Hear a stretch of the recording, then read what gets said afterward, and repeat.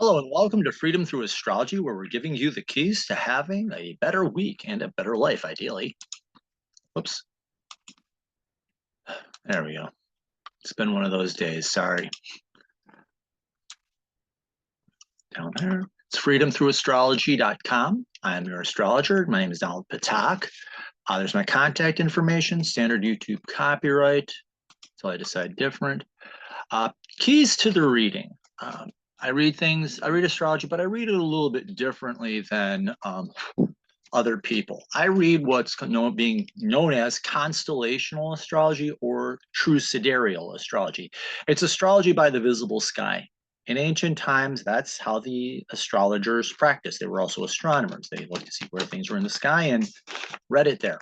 Tropical astrology fixed the signs to seasons and just left everybody trapped in the early 200s, whereas not only do the planets move, but the constellations also move very slowly. So I practice constellational astrology, which is more authentic to the way the ancients read it.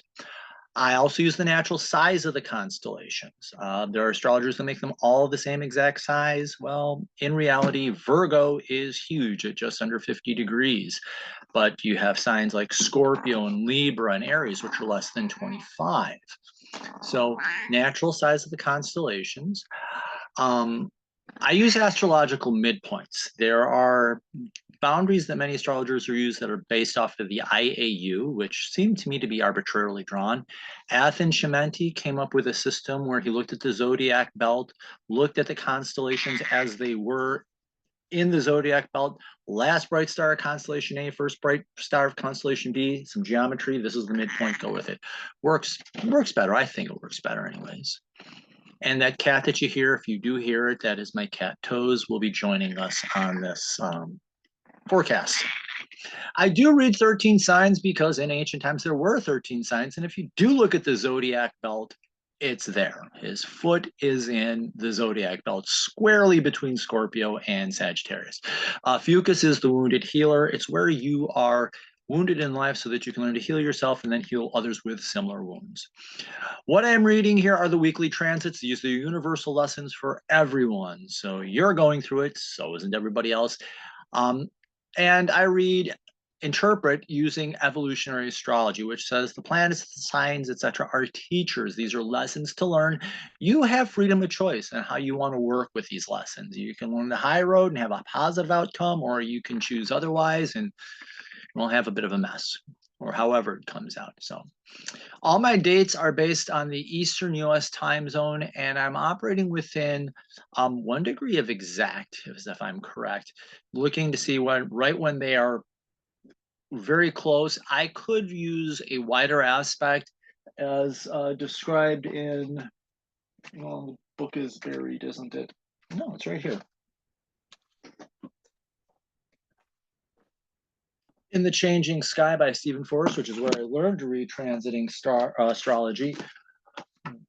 But that would be so much information that I would get confused, or I could get confused, and you would be lost. So we're going to go with sweet and simple here. And this is the weekly transit report from September 9th through September 15th. And why are these fonts all different? I'll figure it out one of these days. The moon looks busier than it really is. It begins in Libra on Monday morning, but by late Monday morning, it's actually in Scorpio. So it's really Scorpio through Capricorn because it doesn't enter Aquarius till almost midnight next Sunday on the 15th. So it's really Scorpio through Capricorn with these two little quick bookends of Libra and Aquarius. So it's a little bit slower than the way it looks. We do have the first quarter moon in Ophiuchus, so it'll be about healing and emotional healing. Active this week. Not many transits, but active. Venus and Mars each have, I believe it's two or three transits. 3 for Mars, 2 for Venus. The nodes are active this week with Mars. I'll talk about that a little bit. And then outer planets, it's really Jupiter gets 2 transits. So we'll talk a little bit about Jupiter. We do have a sign change this week. Sun enters Virgo on our next week, Sunday. Yes. Our power transit for the week, our if there's going to be one that's really makes an impact, Mars will be T-square the nodes of the moon. Be caught between a rock and a hard place. What's its past, what's its future, and what's it want to do? Retrogrades, we have a number of planets that are retrograde. And all retrograde means it looks like it's moving backwards. It's not. It's just from our perspective on the Earth, it is. That's Saturn, Uranus, Neptune, Pluto, and Chiron. So Saturn, your maturity is more, reflecting on it. Uranus, your individuality, more reflective. Neptune, spirituality. Pluto, your transformation. And Chiron, how you're healing. So, let's see. Let's take a look. Oops, get this out of the way. I forgot to put my one graphy thing in here. Oh, well, life happens. So as you can see, we do have the, here's the weeks mapped out. We start with Libra with the moon, and we jump into Scorpio, Ophiuchus on Tuesday, Wednesday. So the beginning of the week is actually busy with the moon. And then like Wednesday through early Saturday, it's in Sagittarius. So we do get, Wednesday, Thursday, Friday, Sagittarian energy, looking for opportunity, something new, bright. Saturday, Capricorn, and then very, very late Sunday night, we have Aquarius. Tuesday, we do have the first quarter, and on Sunday, we do have the sun entering Virgo. But as you can see, even with the transits, Wednesday, Thursday, and into Friday, you do have one cluster. Usually I like to draw these out. We do have this little cluster here. And then we have a second cluster starting over the weekend. Really, the busy day of the week for transits is going to be next week, Sunday. So we do have one starting on Saturday, which is that Venus trine Jupiter. But Sunday is really the busy day of next week with Mars in the nodes, Venus opposite Chiron, Sun enters Virgo, and depending on where you are, what time of night, you're gonna, before midnight anyways, you will have the moon entering Aquarius. So let's clear all drawings. Let me close that out in my tablet. Tablet powered down. Thought I had this up. I must have changed the setting and forgot to reset it.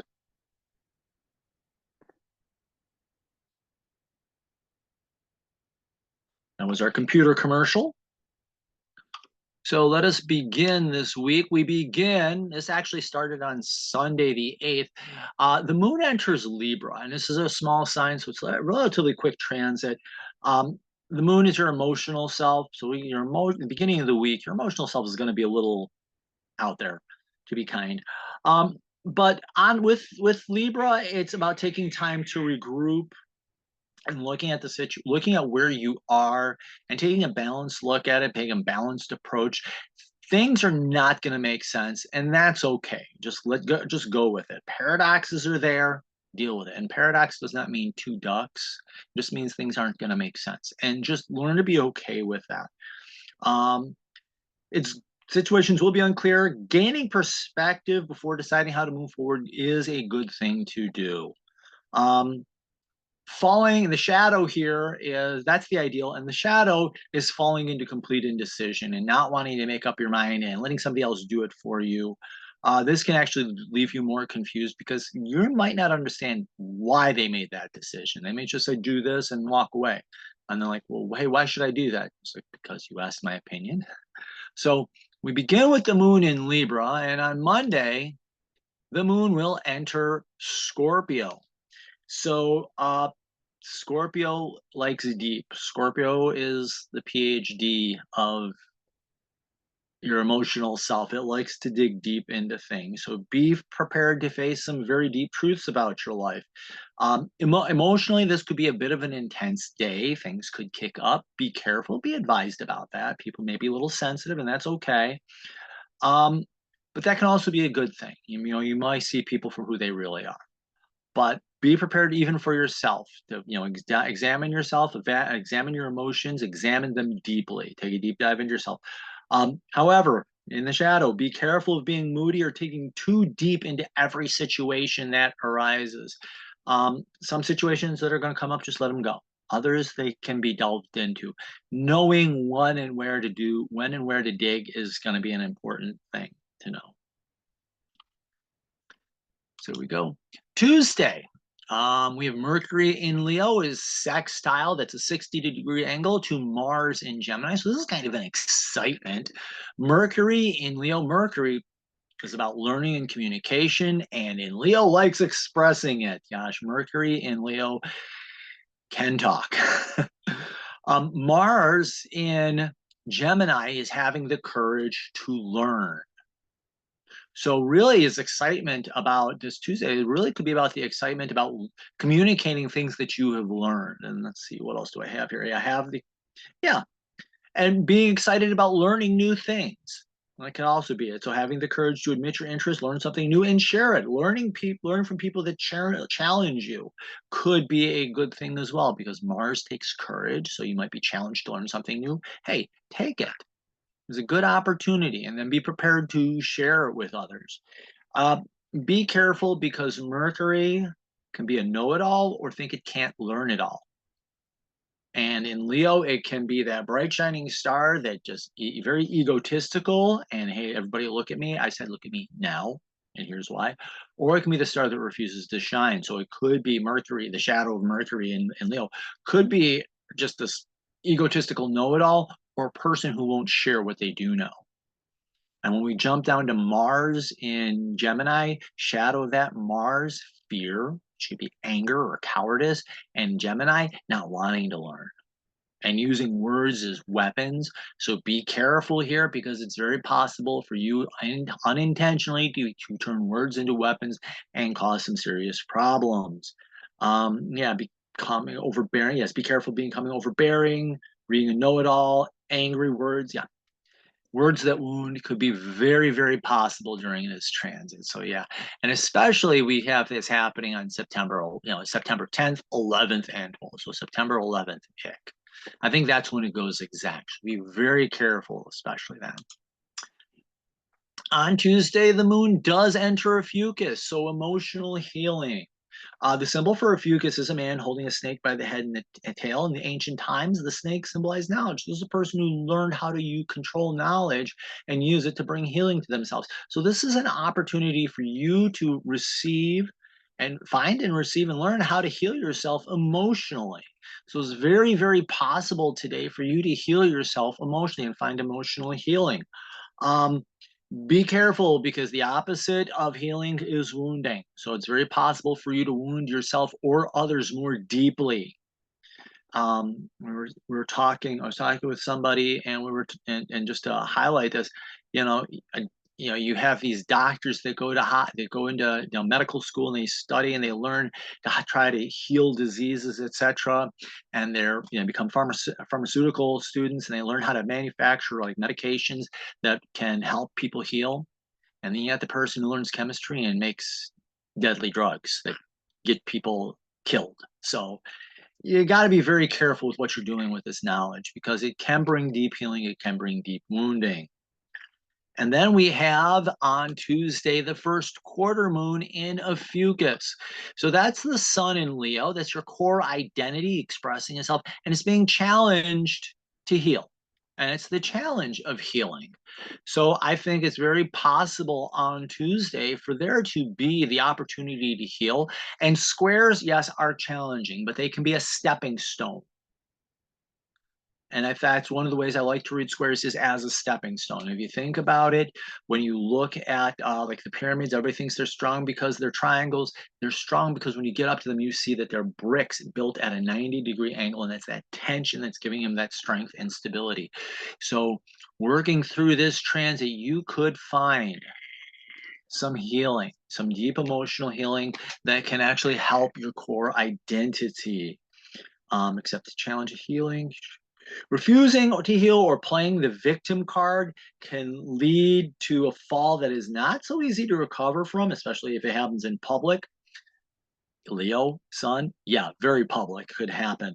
Also, avoid playing out your wounds in public. This could turn people off and away. So, yeah.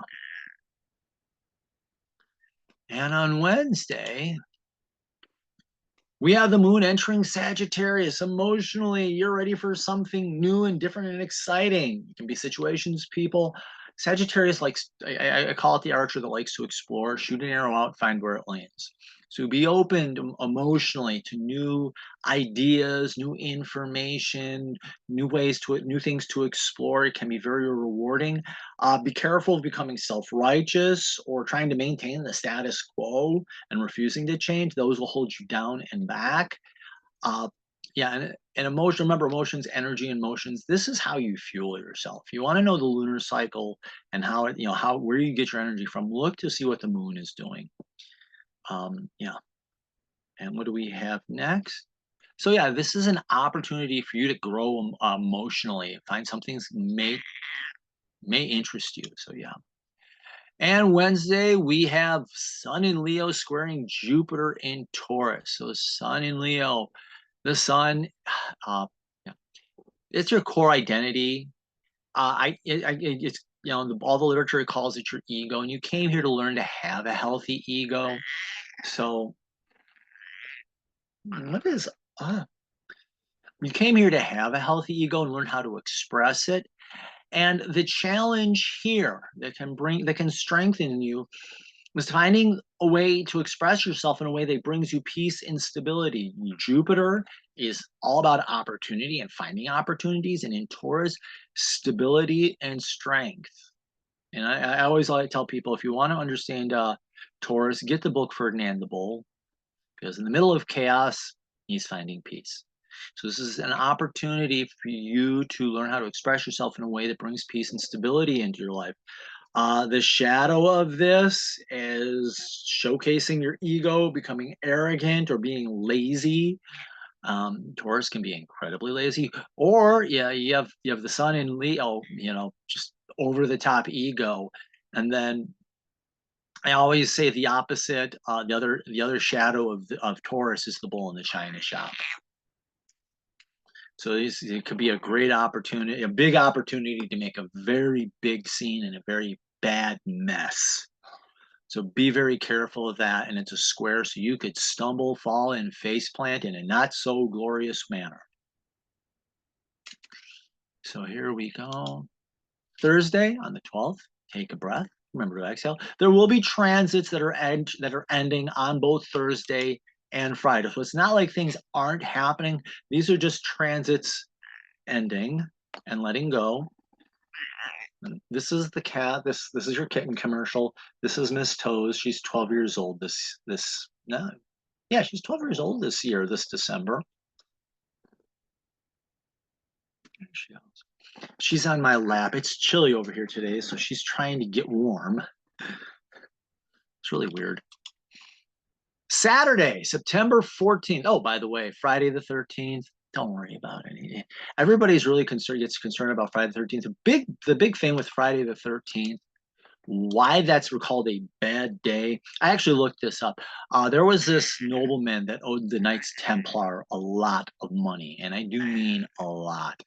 And I don't have the exact details in front of me. You can Yahoo Google it and look it up on your favorite search engine. But he basically told the Pope, look, you let me knock out the Knight Templars. These guys are bad guys. You let me take them out and I'll give you their money and land, et cetera, et cetera. I was like, oh yeah, go ahead. And so the day that was decided to wipe out the Knights Templar was Friday the 13th. So that's why it's regarded as a bad day. 13 is actually the number of the divine feminine. I'm also the 13th child of my family. And the 7th son on top of that. So yeah. So here we go. Let's get back to our show here. September 14th. We get through Friday the 13th. You're here at September 14th, 2024. Venus in Virgo, trine Jupiter in Taurus. Trines are easy energy. A little bit goes a long way. So Venus in Virgo, Venus is about relationships and creativity, and Virgo's wanting to improve and get better. So put in the time and effort can give you the opportunity to find peace and stability and even strengthen. I'm going to say strengthen your relationships, because Taurus the bull is strong. I always like that analogy there. But yeah, do the work of building relationships with others, providing a sense of stability. look for times when it seems easier, when people are open to you, rather than trying to force the situation. Let the situation, let it be a situation where it's an obvious, something as simple as just a simple conversation. Hey, do you need help? Yeah, sure, let me help you with that, Bob. You put in the effort. Trust that lasts can be built. I think that's something very important, is building trust here. You can build a lot of trust with a little effort. The shadow of this, Venus can be slick and manipulative and ego stroking. And in Virgo, unrealistic expectations and opportunity to be, and the bull, that lazy bull. Got another cat that's looking to jump on me. So that lazy bull, or the bull in the china shop. So you could get this slick, manipulative control freak that is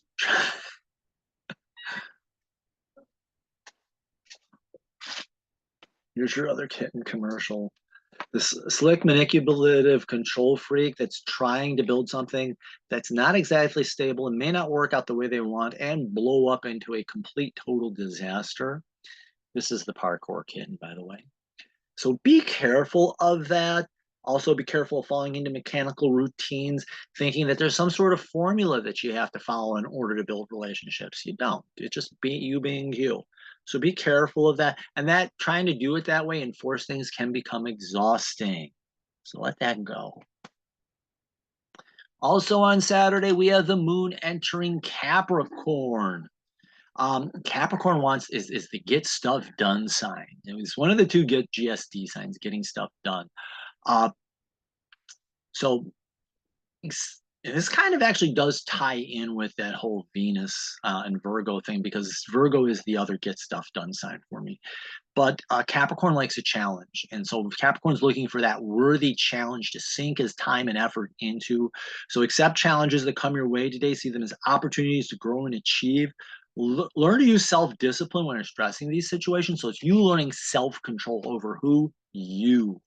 And it's possible to have a positive outcome with this and have good things come out of it. This is, you did all the homework for the class. You did all the, you did a couple extra questions, etc. The teacher hits you with a pop quiz, and all those extra questions you did happen to be on the pop quiz, and you like nailed it. This is emotionally, you're ready to do some deep work. Capricorn is kind of interesting as a sign because it's half seal, half goat. So the seal coming from water, representing spirit. So this is taking something out of the spiritual realm and bringing it into physical realm and making it a reality. So this is really potentially an inspiring time. Falling into the shadow, the moon can be moody and can lose self-control, lose self-discipline, and that can cause people to turn against you. You could turn into a control freak. It's very possible. I always say Saturn, not Saturn, but Capricorn can be the control freak, trying to control everybody else, and in the process, not controlling anything else. So that's the be careful. That's the warning here. And with that, this is when we enter Sunday. And Sunday, we start the day with the sun entering Virgo. Yay. So, and the sun is your core identity. In Virgo, it's looking to improve and get better. So this is you becoming a better version of you. How can you become better? What is it you need to do? This is that time to sit down, make those plans, read those books, get the advice of trusted friends and elders, people that you look up to.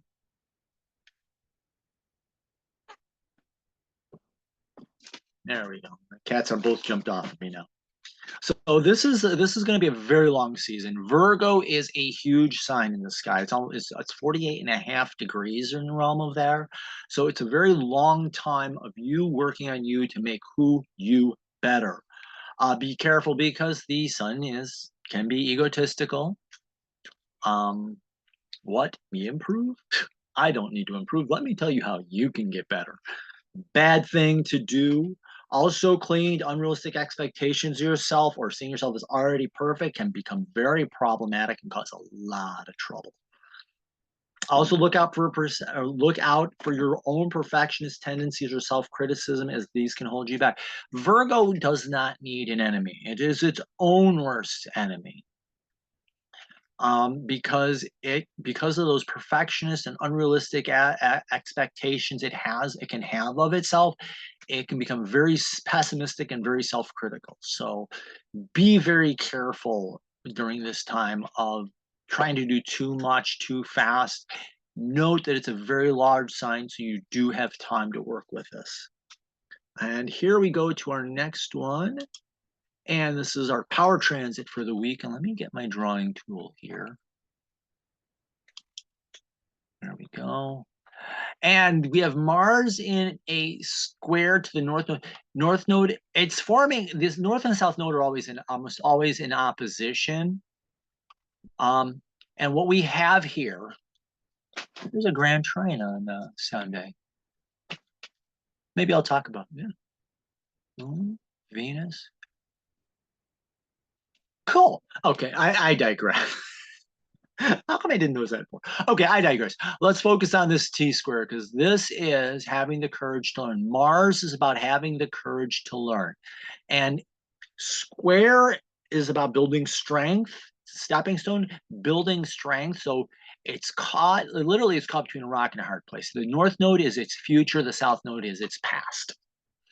So this challenge to the future is being able to see things from a higher and different perspective. Pisces is also about releasing things and letting go. So it's you learning new, having the courage to learn information and saying, hey, I can be this, or I can be this new person. You know what? I've got to let this old person go. And it's about learning to let that old person go and letting that old knowledge go and letting that old person go so that you can become this new, better version of yourself. So have the courage to learn to see life from a higher perspective, maybe even spiritual, be open to higher experiences that may appear out of nowhere. You may get spiritual insights, but the overall aim here is, for you, giving you the courage and strength that you need to learn. So the North Node is, okay, come on, goofball. I just want to check one other note here real quick. And that could be an intention that the North Node does represent the soul's intentions. So, at this time, it's learning to see life and learn about things and help you see things from a higher, different, better perspective. So that's, this half of it.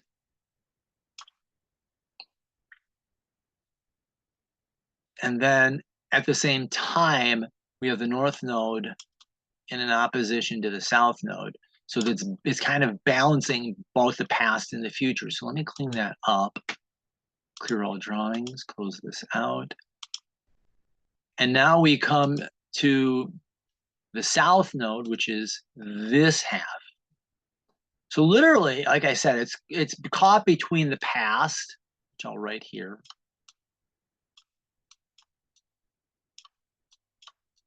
and the future. Sorry about the writing.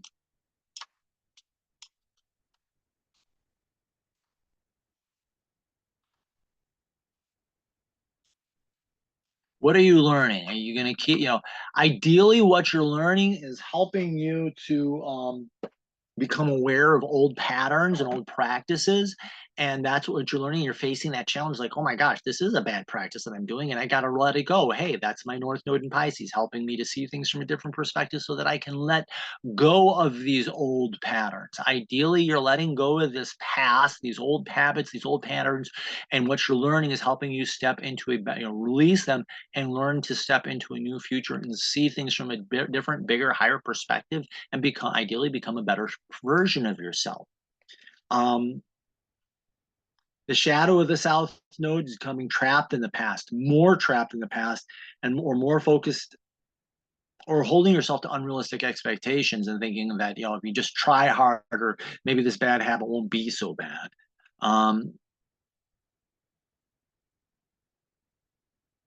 This is what I wrote here. Look out for ways of becoming trapped in the past, become more focused on becoming better, that you miss the point of being human. It is possible that could happen. I wonder what happened that I wrote that down. That's life. These things do happen. So yeah, that is the big transit that is happening.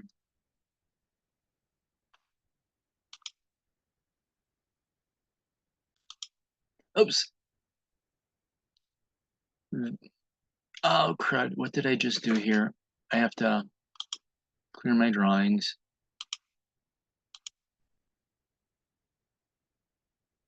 And I have to close this out. On Sunday, we also have Venus in Virgo in opposition to Chiron retrograde in Pisces. Chiron retrograde is reflecting on the wounds. Chiron is as you're wounded is healing and releasing, and in Pisces, it's being called to heal wounds.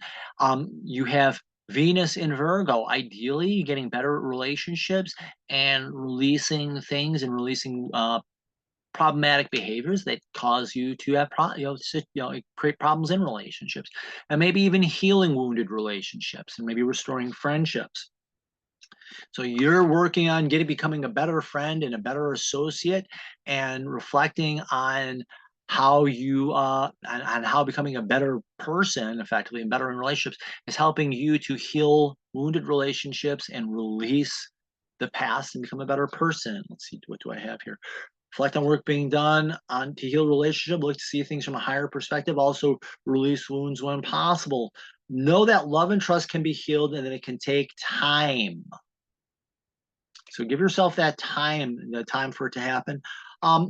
Be open to make miracles when they are offered, though. So you can get a miraculous healing every once in a while. So, which is nice. So if it does happen, embrace it.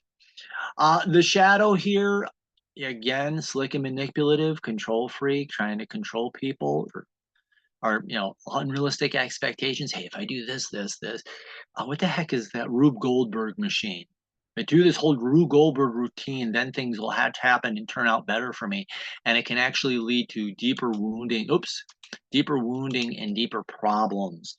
So be careful of causing more wounds intentionally or unintentionally. Also living in a fantasy land that wants to believe that everything is perfect and nothing is wrong, or that somehow you can manipulate yourself into fixing a situation that really it's not going to happen. It can actually create deeper wounding. And this happens very, very, very late. I'm talking like just before midnight, somewhere between 11 and 12 o'clock at night here in the East Coast. But as we go to Central, Mountain, Pacific time, and then etc., you'll be experiencing this more. But the moon enters Aquarius. And the moon, your emotional self, get over the need to be approved by others. Authentically feel what you're feeling. I like to tell people I was at this funeral for somebody's son, and everybody's crying their eyes out, and I'm sitting there chuckling to myself and laughing. I'm trying to keep it to myself, but it was like, how can you be laughing and all this stuff? And I started like, I'm remembering all the good times, and I remember this practical joke that he pulled, and everybody just like started snickering and stuff. Like, you know, this is an opportunity for you to feel what you really feel. And that's what the moon is saying at this time. Feel what you are really feeling. And you don't need approval from other people to do that. Look for different ways to express yourself and express who you really are. The shadow here, acting up and acting out or selling out, can have others seeing less of you, or trying to fit into the crowd is also another way of missing this mark and making a mess. So you can follow me on social media. That's our week, and I hope you have a good one. You can follow me on social media, Facebook, Instagram, LinkedIn, and YouTube. All these, they might be free, but the amount of data that they collect from you, and they're making billions and not sharing much, if at all, with you. There's this place called the Digital Soul Space. There's a website for it. It's free. Privacy is paramount, so your data is protected. 3 moderators. Make sure that it's a troll-free zone, so it's a very good place. And also, and it's not just about astrology, tarot cards, oracle decks. We got people sharing their artwork. They do those crystal pyramids. They know how to make those, and they show people how they make those, and they share their artwork and music. So it's a metaphysical site that allows you to be you. And then reading. Oh, I forgot to do this. Hold on a second. And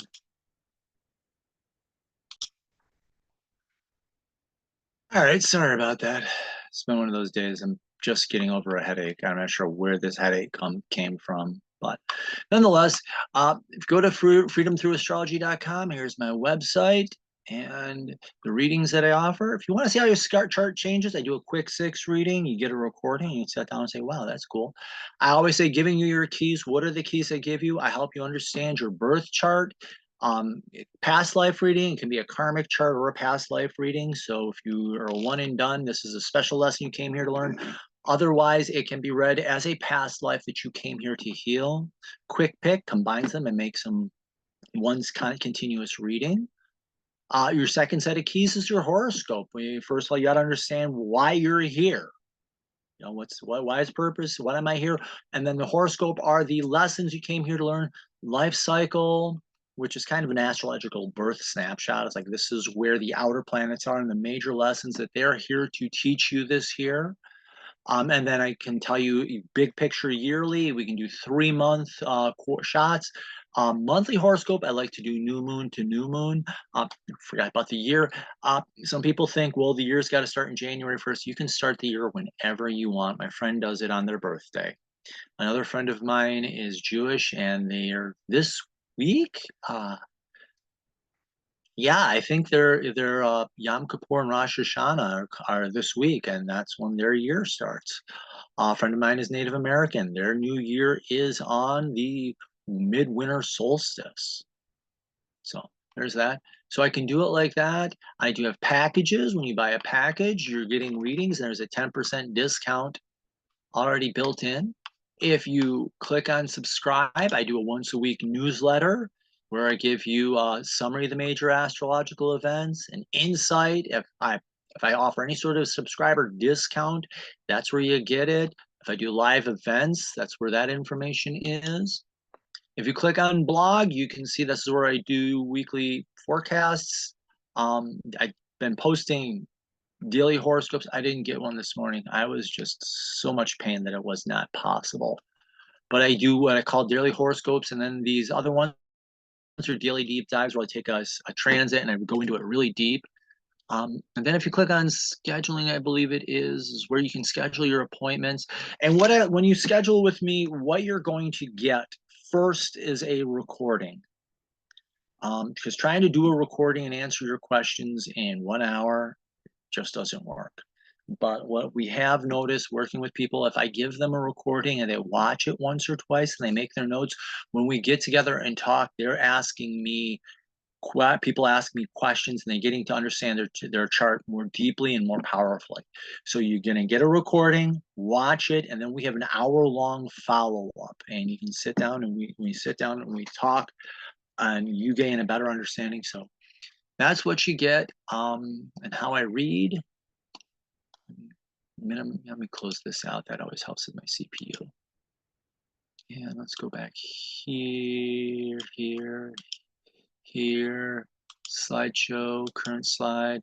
So do follow me on Facebook, Instagram, LinkedIn, YouTube. I am on there, Digital Soul Space.